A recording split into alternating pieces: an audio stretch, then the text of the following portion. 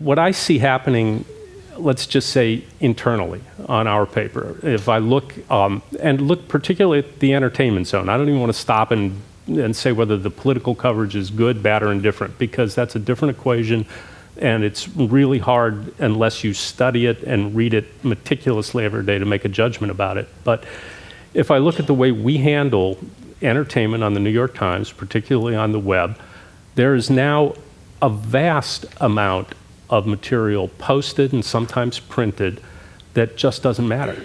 I mean, it's just absolutely vacant stuff. And it's like if you've ever driven through the South and looked at miles and miles and miles of kudzu choking out the real stuff, we have miles and miles of kudzu on that website and in that paper.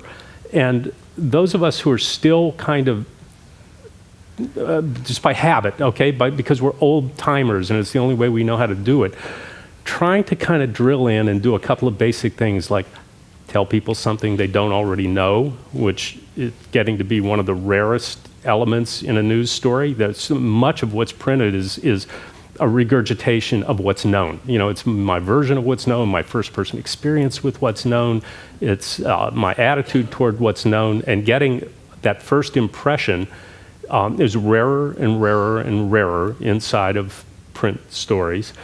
And telling people something that matters. I mean, you can go up and down, and we have web producers who evolved over the last 4 or 5 years they're hired as people who used to post my stories.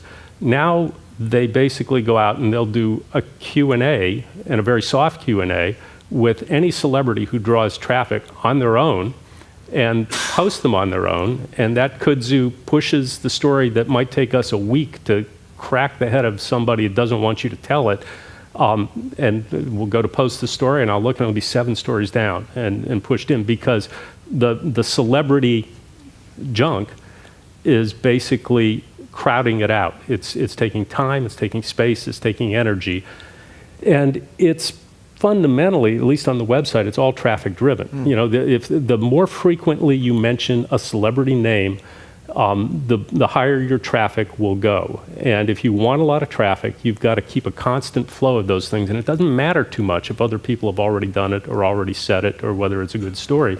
You got to keep moving those goods.